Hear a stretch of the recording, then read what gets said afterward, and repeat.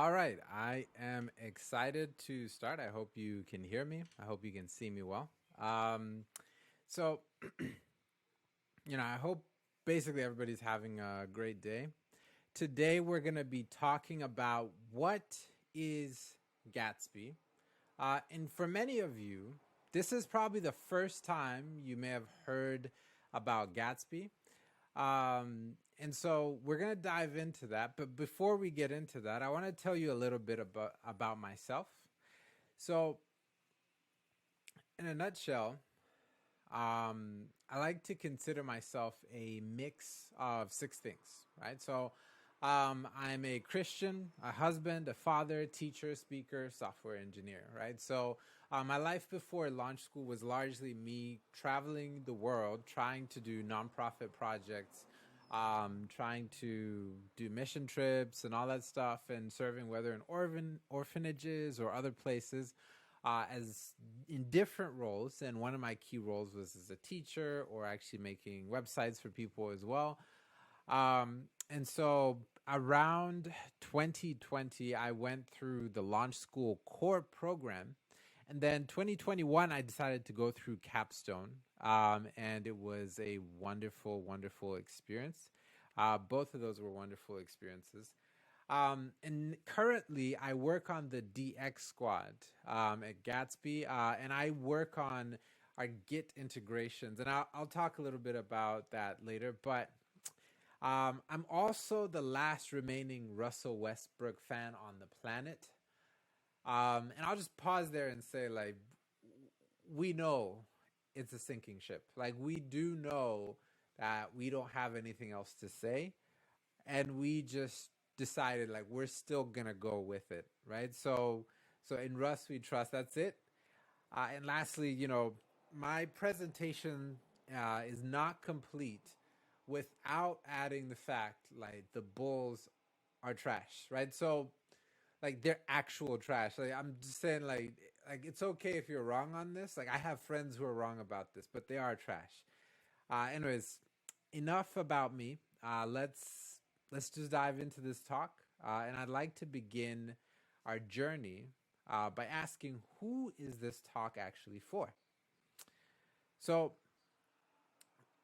this talk is for three different audiences. But first, typically a course student, typically a launch school journey may take about 2 years for some, sometimes less, sometimes longer. But that means in launch school, we have all sorts of different levels of experience.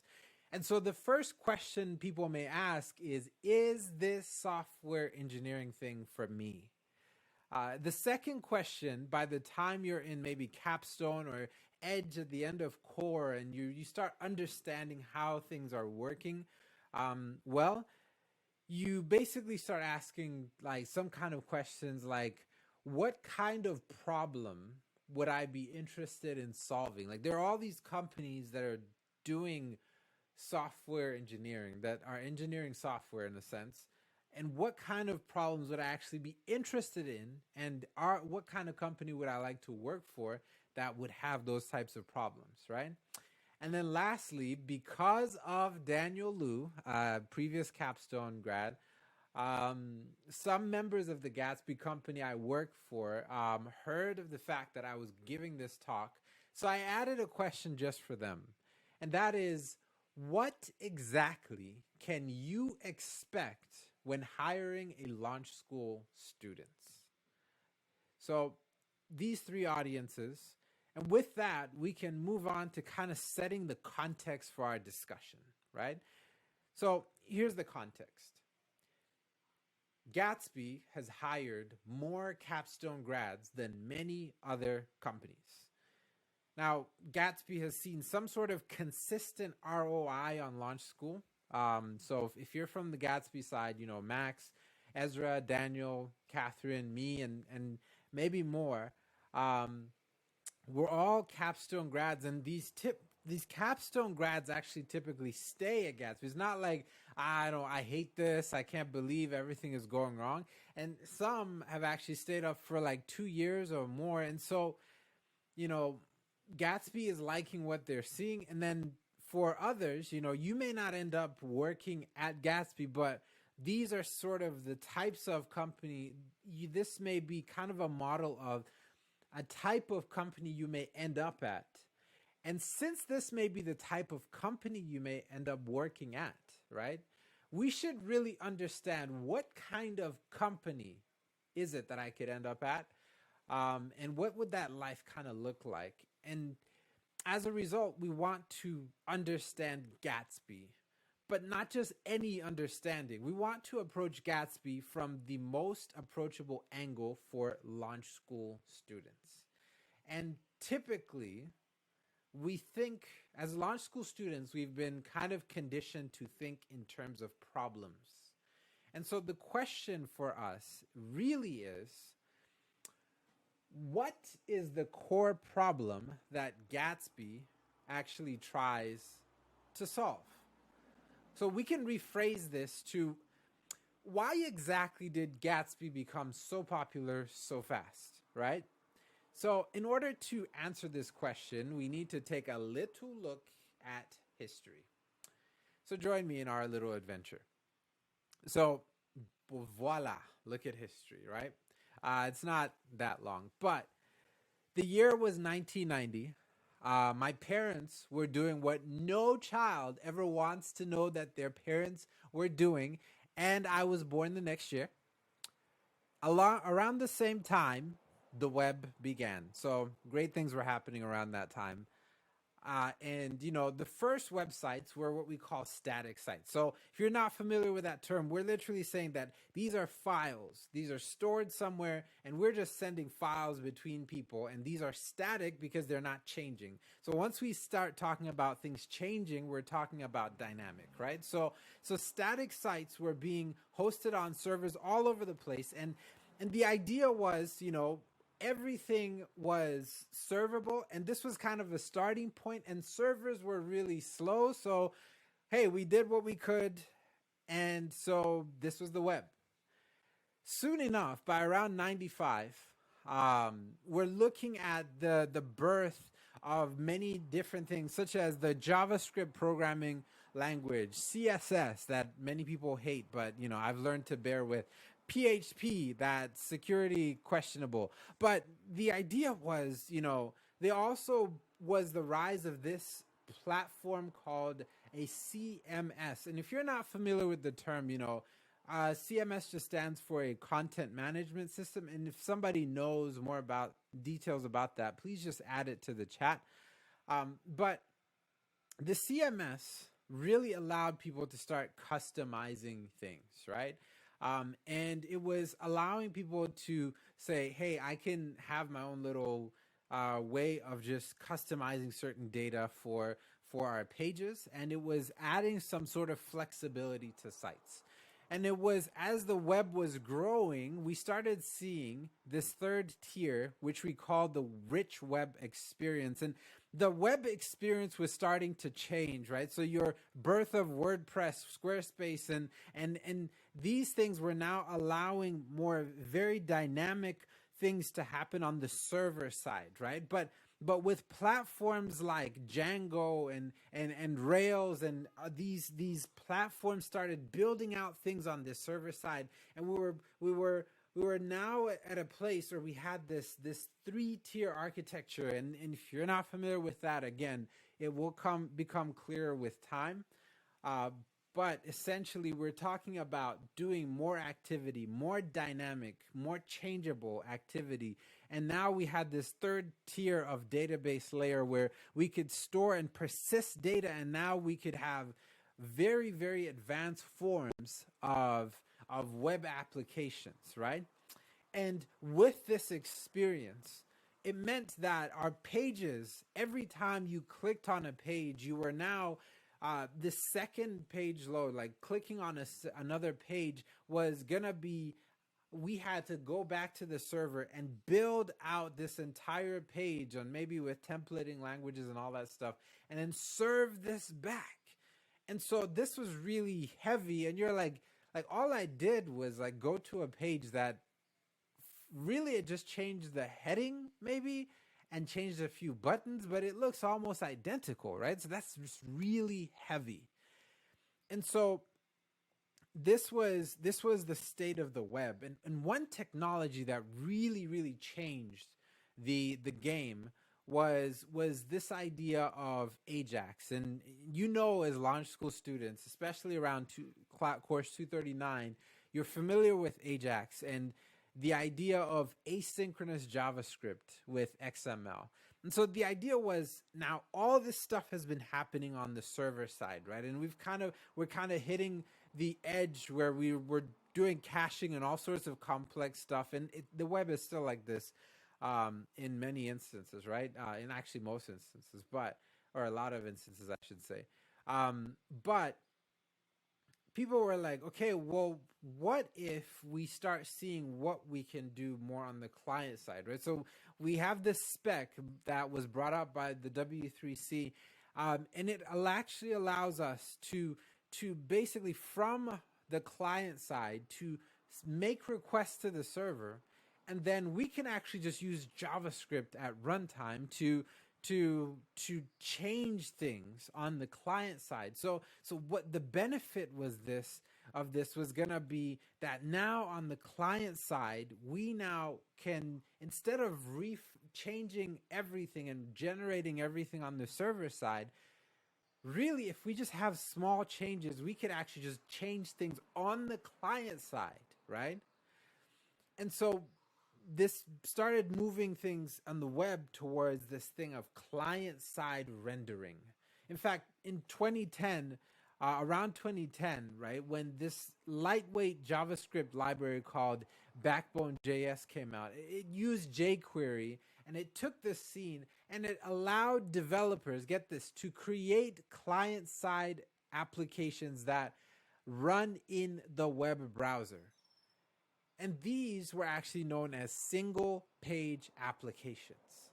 And so this started pushing, like, among other things, pushed the conversation towards client-side rendering, and it was winning the battle, especially when something called React came out, right?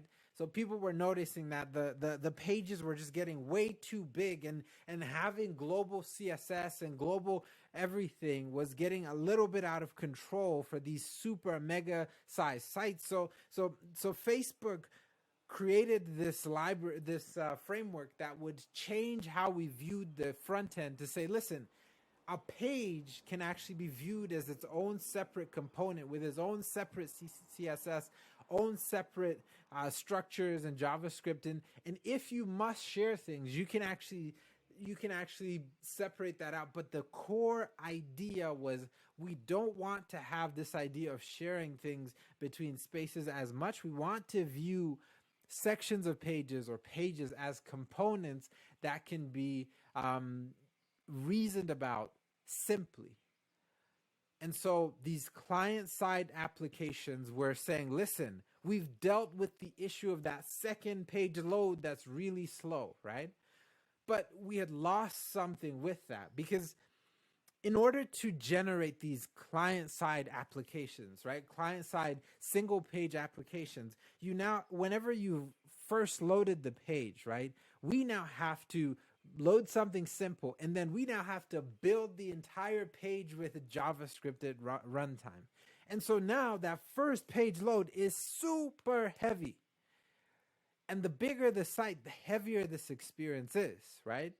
So people start bringing out tools that are like, listen, like, we're at a place in the web where we can generate some of these things ahead of time. In fact, the fastest time we had even though our servers were slow, the best first page load was when everything was static assets. So why don't we actually generate static assets to represent the initial page load? And by generating these, we can still use that client-side rendering at runtime. But what if we can generate things ahead of time? And so people started using tools and frameworks that like Webpack and Babel and all of these things to change the scene of front-end development and what rendering looked like. And so I want to show you a quote. At this time, in this space, when this chaos is happening, a mad scientist by the name of Kyle Matthews, he's not mad, he's also not really a scientist, he's just the co-founder of Gatsby. And he says this: so after some exploration with React server rendering for our app, I realized that React could actually be used as the basis for a static site generator. I got really excited about the potential and started scribbling notes in my notepad from time to time. Eventually, I took a week to build this out and launched Gatsby in late May 2015. Now, if you're keeping track of dates, remember May 2015. To my surprise and delight, people started using Gatsby almost immediately after I open sourced it. Now, I spoke about Gatsby at the React conference in January 2016 and was surprised at how many people knew about it and were using it, right? So this is 2015, and Kyle Matthews mixes some sugar and spice and everything nice, and Gatsby comes out, the very earliest version of Gatsby. And the question is, what was Gatsby in 2015? You see, in 2015, Gatsby was an open source framework or React-based framework for building static sites. Now, the question becomes, how exactly did 2015, we have this React static site generator. And the question is, how did this framework evolve over time? You see, from that time, Gatsby had an explosion of growth. In fact, let me show you briefly what I'm talking about. So here's a nice intimidating slide of many things. You don't have to remember all of them. But there was a lot of development for the Gatsby framework. Now, let's hone in on just one part so we can kind of like dissect this a little bit.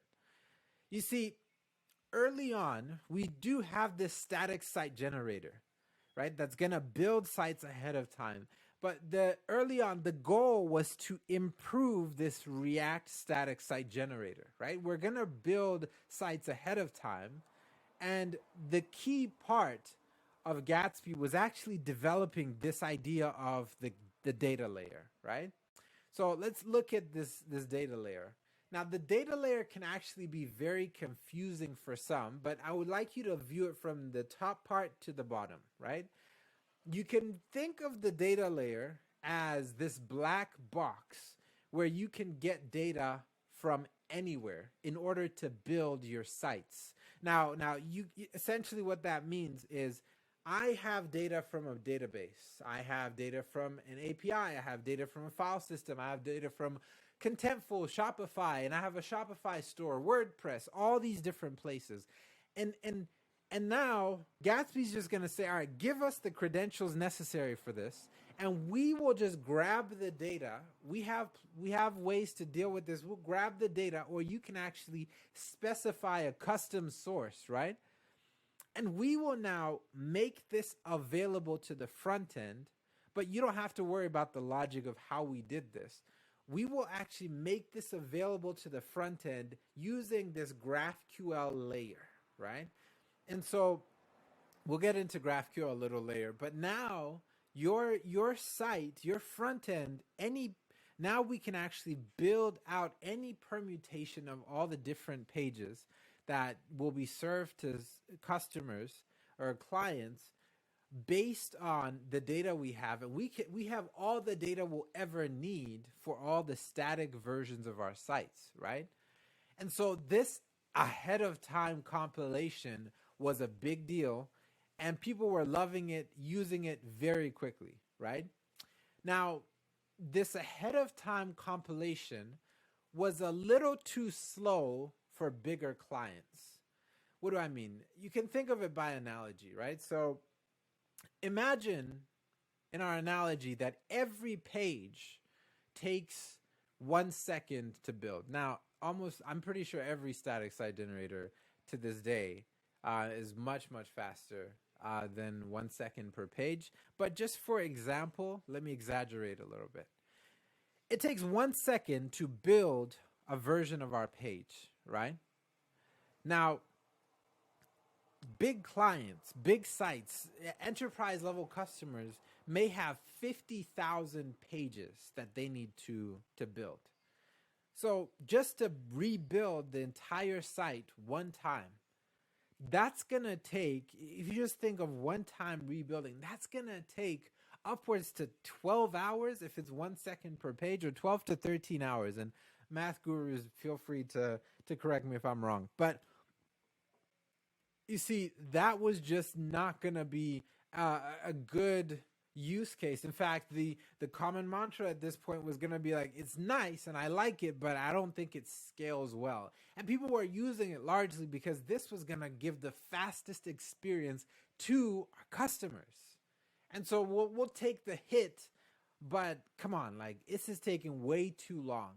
And so the next phase of the development of the framework was about making Gatsby fit for bigger companies who have varying needs, right? So you can see a lot of change happen from the time we have that data layer built all the way down to moving to version 2, version 3, and now we have version 4.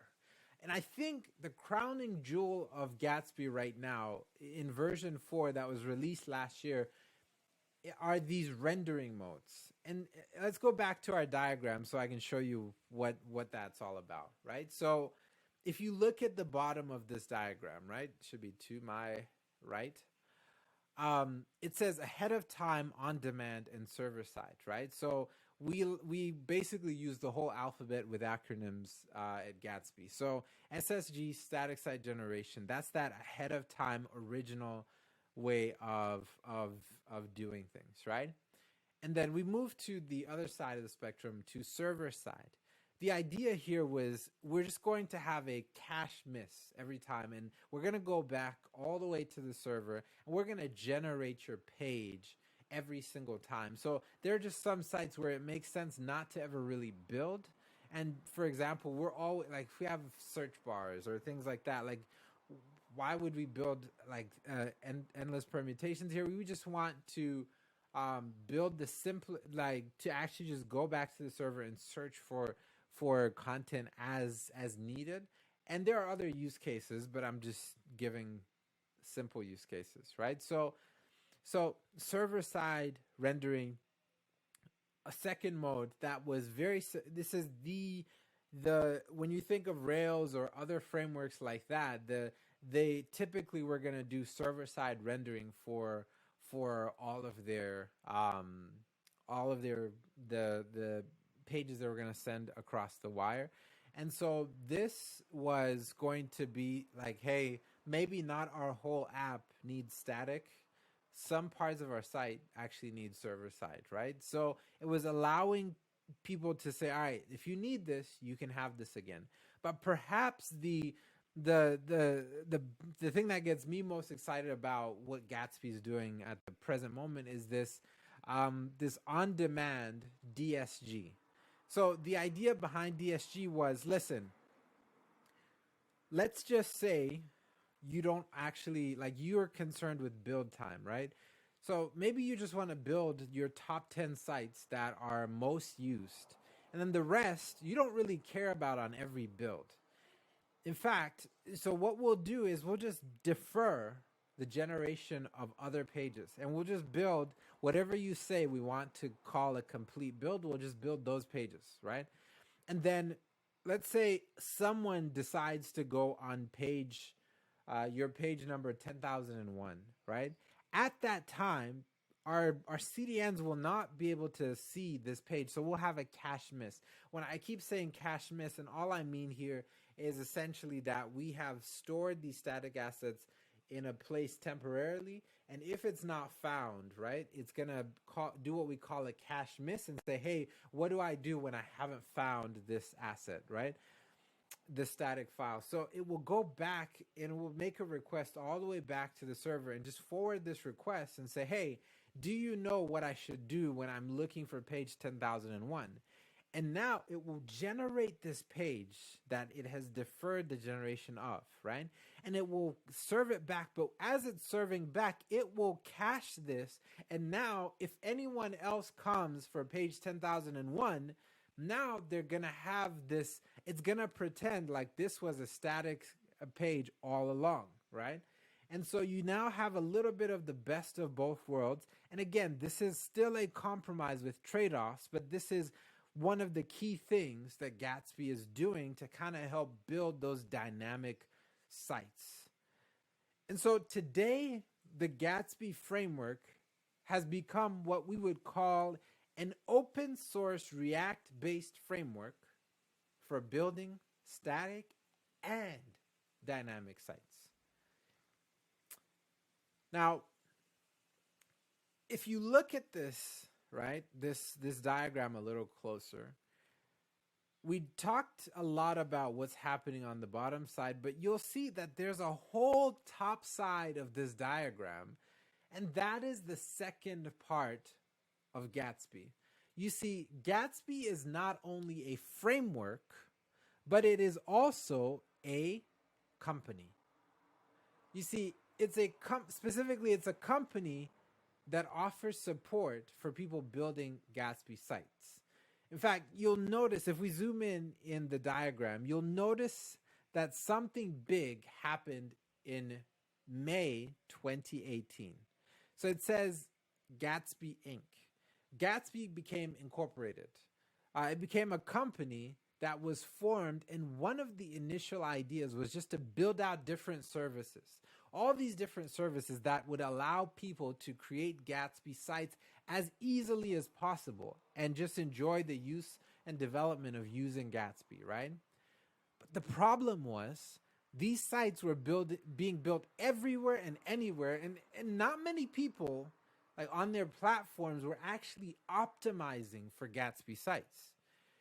In some senses, it was kind of an extra. Like a lot of people are starting to use this, so let's just support this. But you know, there was a need for a way to actually have something dedicated to building and hosting Gatsby sites.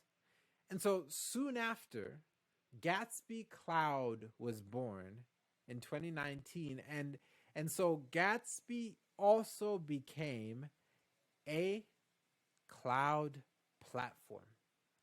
Specifically, it was a cloud platform dedicated to building and hosting Gatsby sites. These three parts we can now sum up as the Gatsby Verse. No inspiration from any other company whatsoever, Meta. But the Gatsby Verse, though, was very dependent on people. Well, what do I mean? So, you see, we talked about a framework, Gatsby as a framework, but this framework was built by and for an open source community of people, right?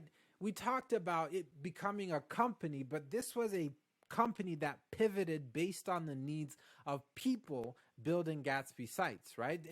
And we talked about developing a cloud platform, but again, this is a cloud platform that makes the process of deploying Gatsby sites easier for, yep, you guessed it, people.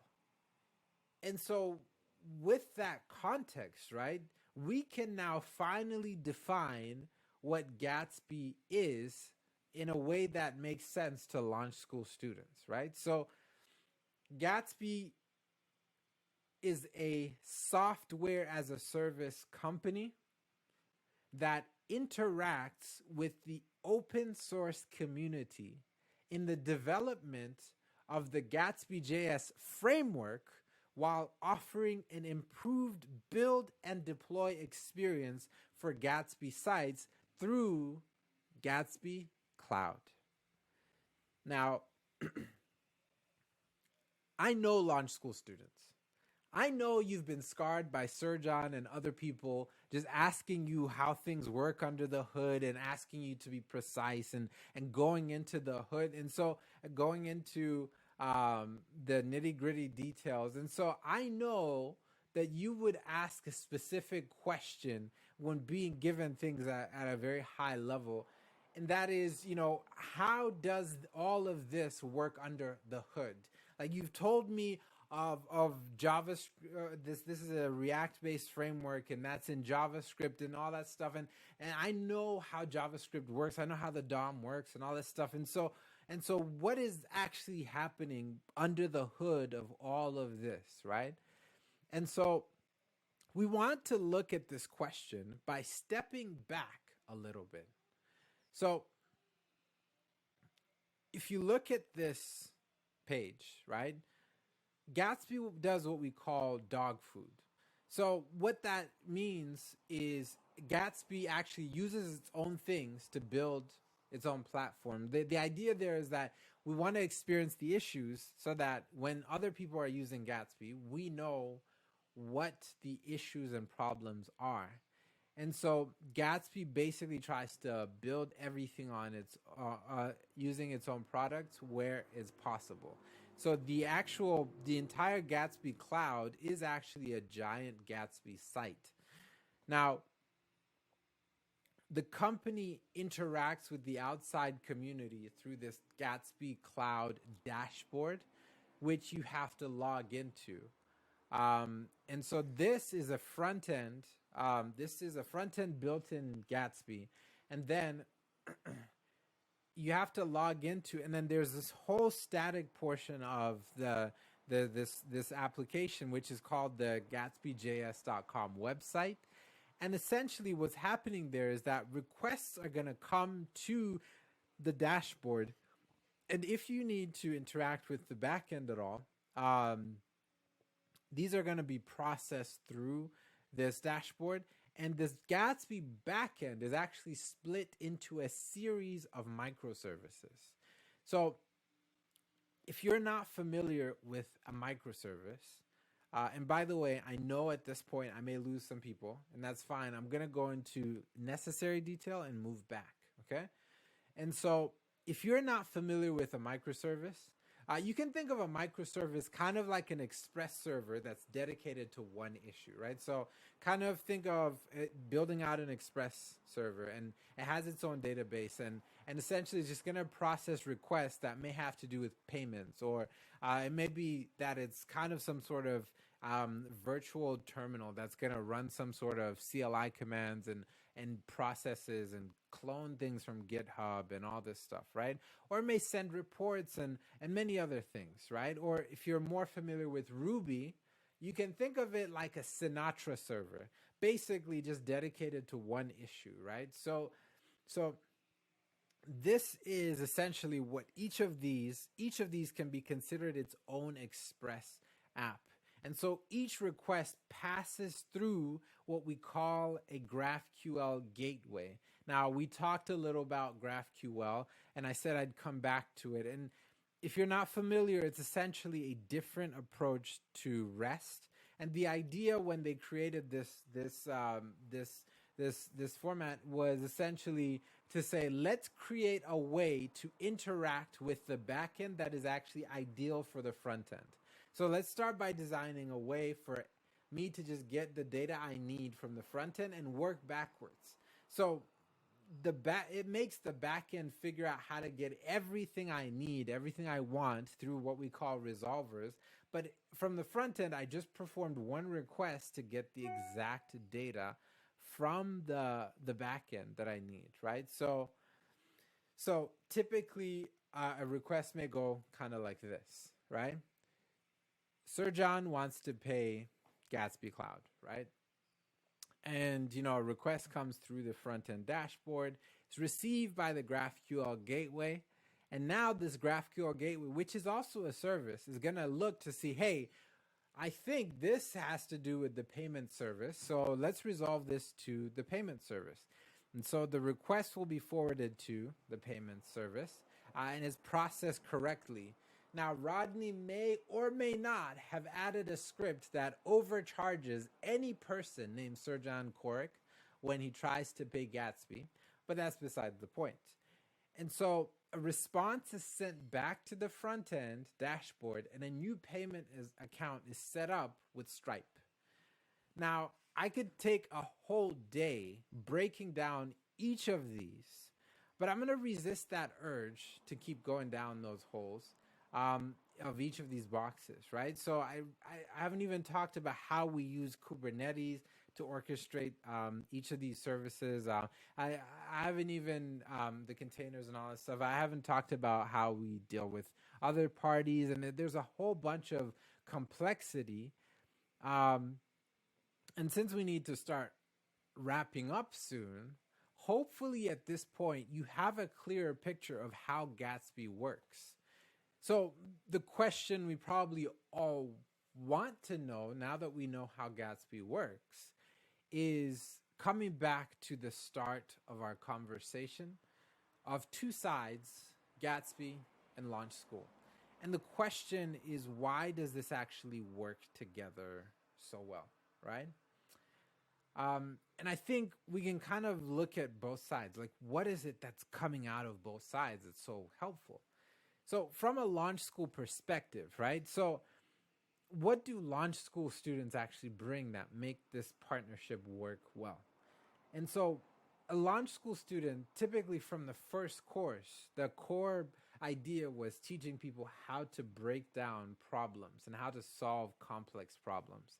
And so from that, right, that PDAC process actually allows us to continue breaking down big problems until they're extremely simple.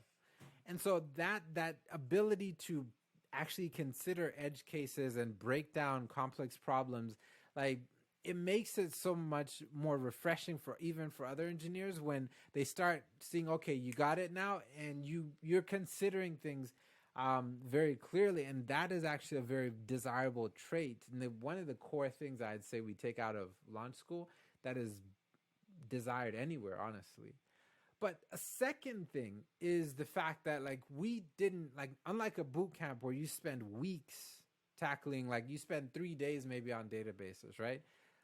Like, many people have dealt with years trying to master these things. And maybe if you're fast, maybe you went to a year to get through everything. And maybe if you're a genius, you like went even faster or whatever.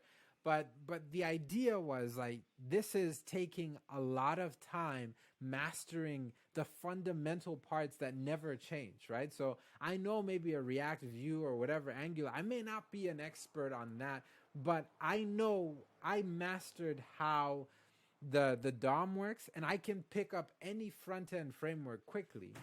And that ability to take time to become a domain expert is key. In fact, like, I would argue the fact that we bought into mastery-based learning, and the idea that we all basically, like, Launch School students end up wanting to actually master things.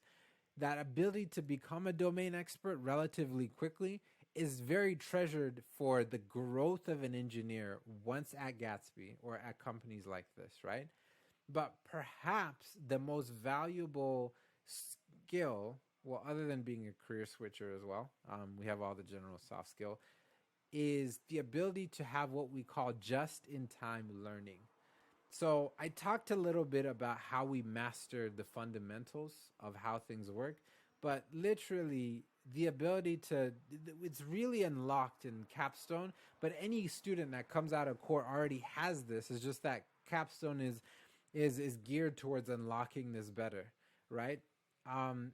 It's at a point where I may never have worked with Kafka, but give me a week and I got you. Like, I'm going to be one of your people who knows it, and give me a month and I may actually become your expert in this area, right? So that ability, not an expert, like, oh yeah, you're just the best in the world, but like, I'm going to be one of your go-to people in this area, right? And so these skills, once companies like Gatsby started like seeing these, they start coming back to tap to the well. And Gatsby just happens to be one of those companies that says, I like what I'm seeing, and we're going to keep tapping at the well, right? We'll give you the space you need, but we also give you, we trust that like you have that just in time learning skill that's so treasurable for all that we've seen in all others, right? But probably most of our audience here may be launch school. And so probably the more interesting question to this crowd is, what is it that from the Gatsby side that keeps our launch school grads actually here, right? And so the simplest way I can put this to you is that Gatsby is a trusting company that tackles the types of problems we are taught to handle, right? So I'll give a very real example. I told you that I was on the developer experience squad, and I deal with all of our Git integrations. Any GitHub issue, basically, I'm the guy who's gonna probably get a ping in Slack about it.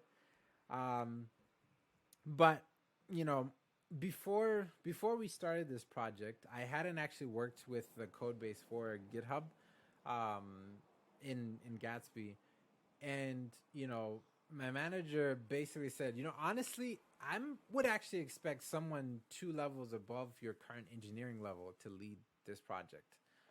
And so I went in and just started doing the pre-work anyways. I was like, hey, like I'm just gonna see what we can get out of the way, and then hey, if it comes to me, it comes to me. If not, then hey, we're way ahead of where we would have been.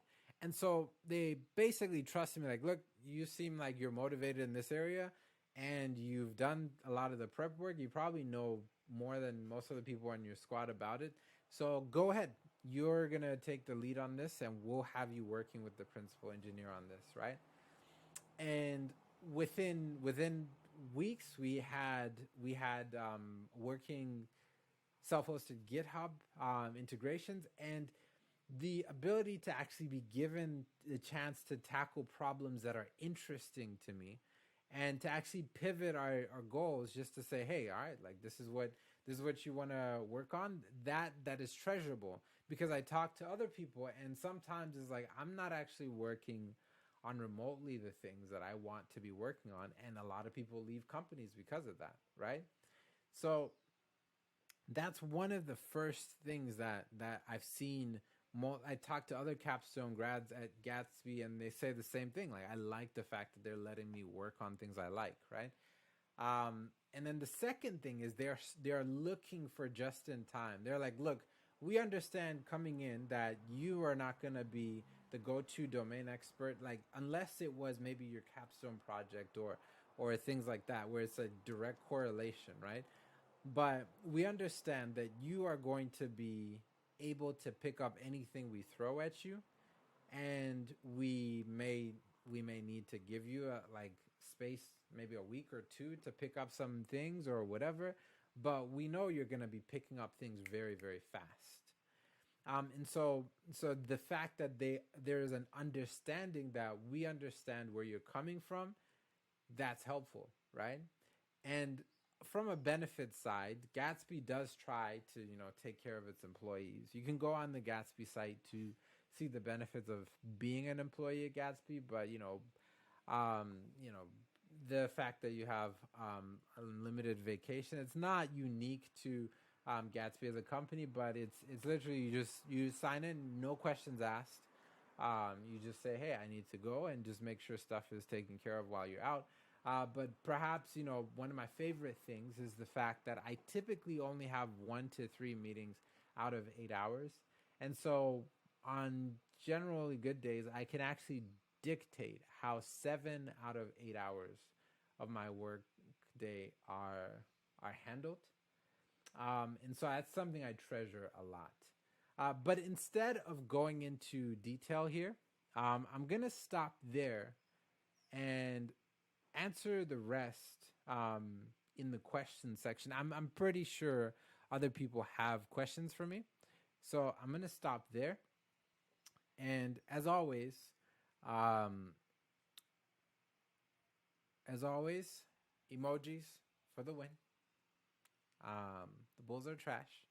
Are there any questions?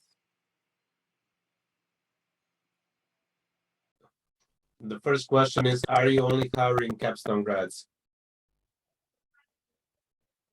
That question, so the clear answer would be no.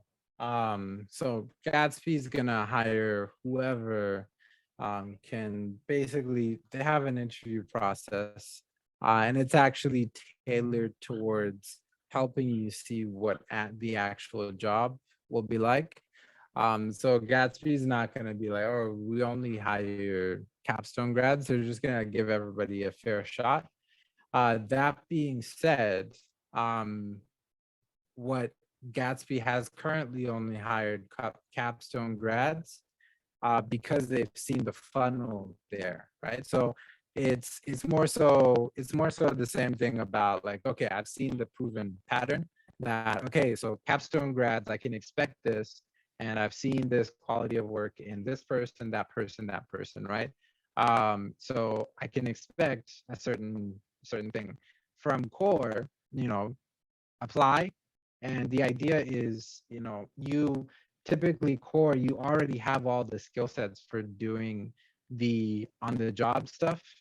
The problem, what the capstone project is doing is really unlocking that just in time learning aspect really well. And it's tailored towards, and you have people who are helping you um, kind of in the process. But again, to your question, no, they will hire you if you say Rodney is awesome. Or I think you can ask in the hiring manager, or you can contact me. I'll see if I can funnel you through. And so another question, Sergey? Yeah. So what's the one thing you like most about Um, working at Gatsby? What about yeah. least? So the thing I like most about working at Gatsby, um, I'm gonna cheat and give two things. So one of the things I can think of is the banter. So like there's the ability to really interact like from top down. Like I joke around with pretty much everybody, like colleagues on my squad to VPs to the CEO. Like we joke around about life. And if you know me, if you've gotten to know me at all, I like laughing and joking and things like that. That being said, another aspect I actually like is the ability to give you freedom, right? So I talk to a lot of capstone alumni, and I talk to a lot of core grads, and I asked, how's it going and things like that. And you start hearing these experiences at other companies.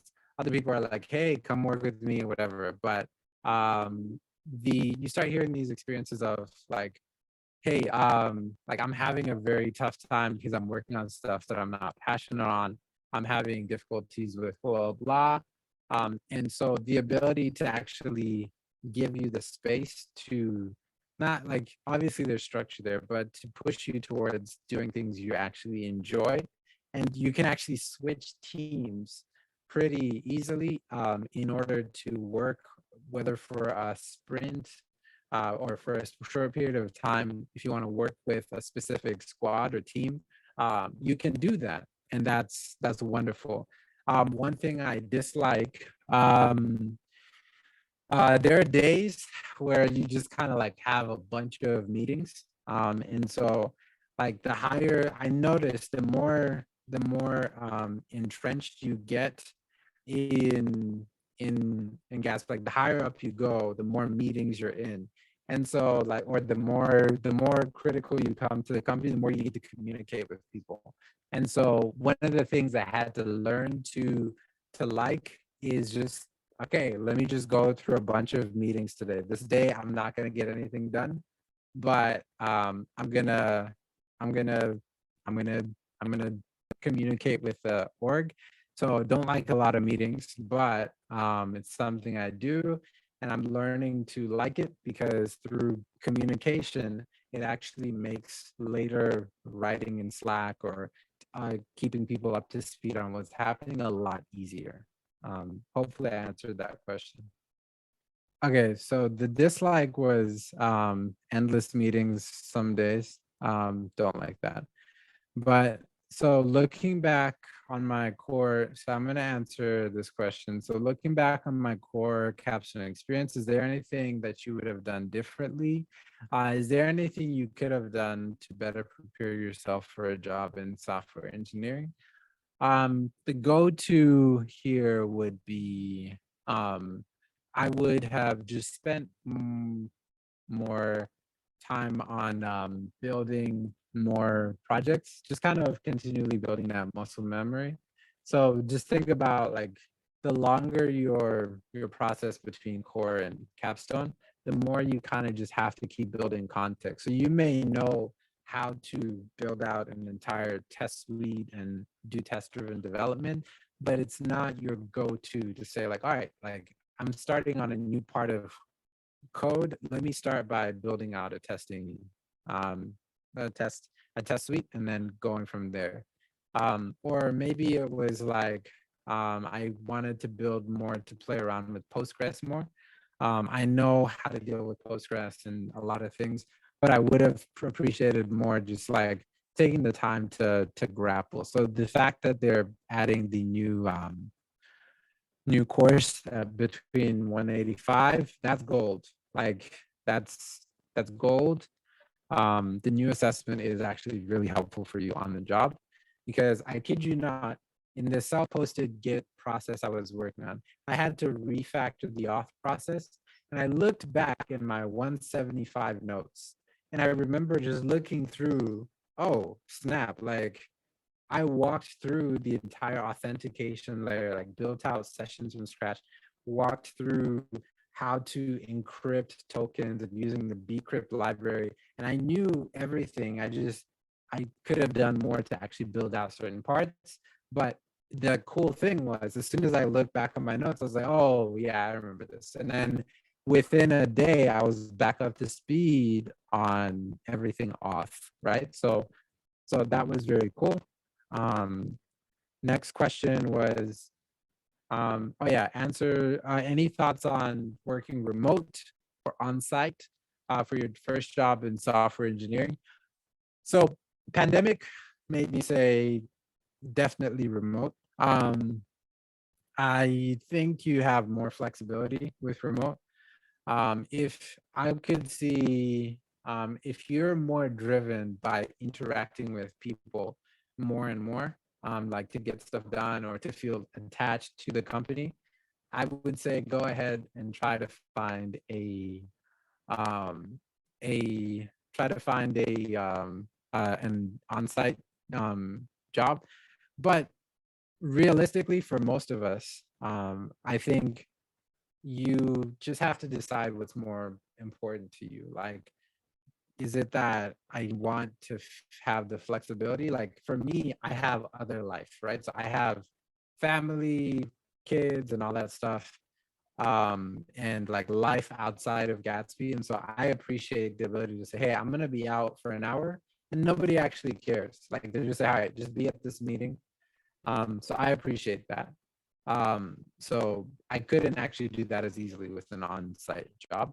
Um, and I like literally sometimes I just roll out of bed, clean up, and do what I need to do and go to the computer. And that's like, look, I just saved an hour round trip going places. So I like that. Um, okay, another question I saw is what is the most um what would be the most challenging thing you have faced while starting out at Gatsby? Um, I'd say imposter syndrome. So, imposter syndrome.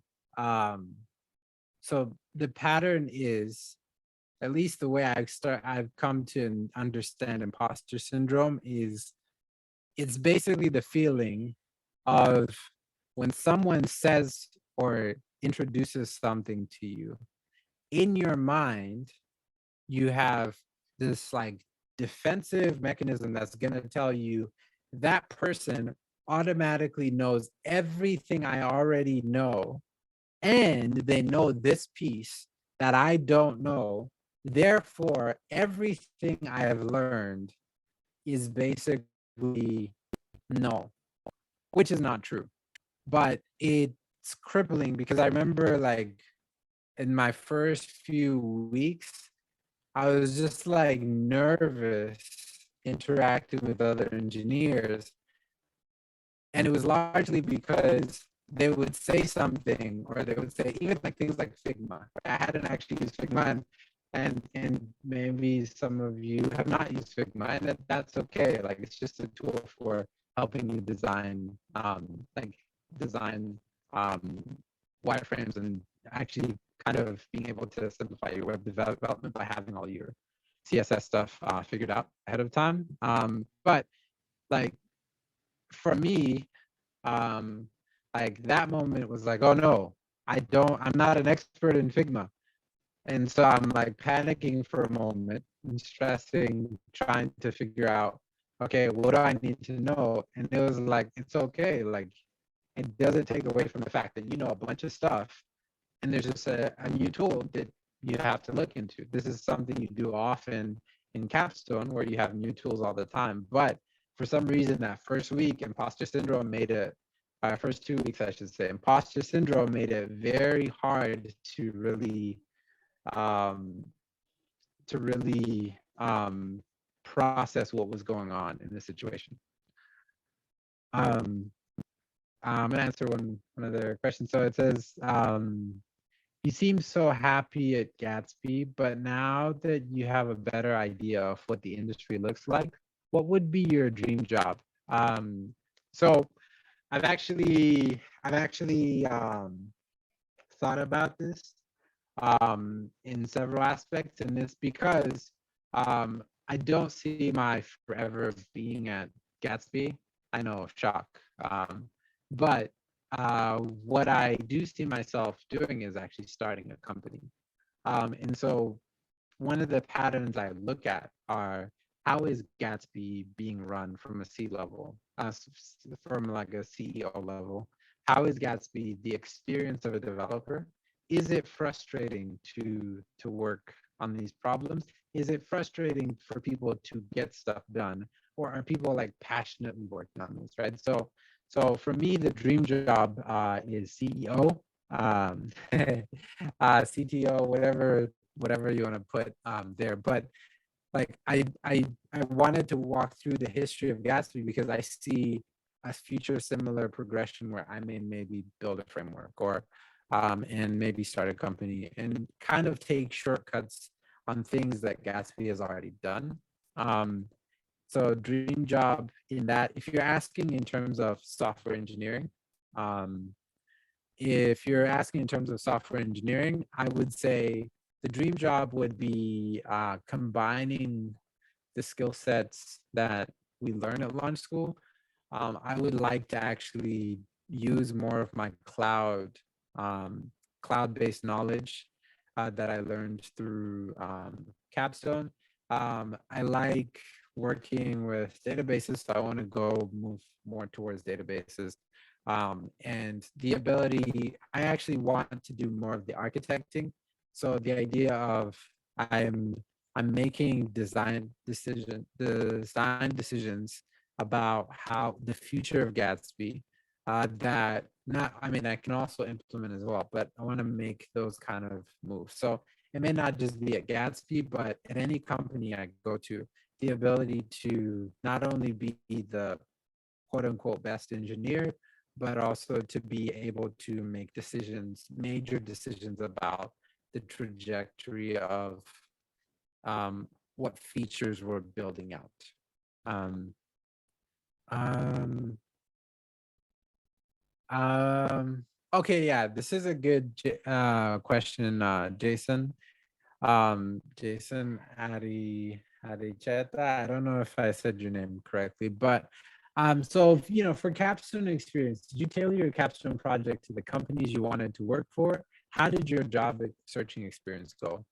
So, you know, the interesting thing here is like we chose a space, and then we were given a mentor who actually, like Max, if you know Max, was our mentor, and he actually worked at Gatsby at the time.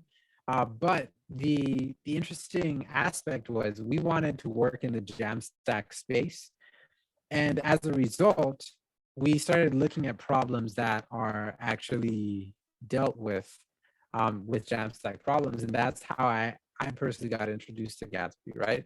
And I was like, oh, this is really cool. And I started looking at what Gatsby actually did and the types of problems it solved, right? So this idea of like, we want static site generation, but how can we make this process faster, right? So that that build step faster, or how can I offer a cloud platform that's actually making it simpler to build these sites, like these cloud issues, these CLI issues, these building front end. Like it was just so all over the place that I was like, I'm gonna be a kid in a candy shop. I'm gonna be like, I would love to become not just a guy, but one of the guys like working on this. So that was the progression. It was literally I was exploring the space and I found a company that I actually liked, right?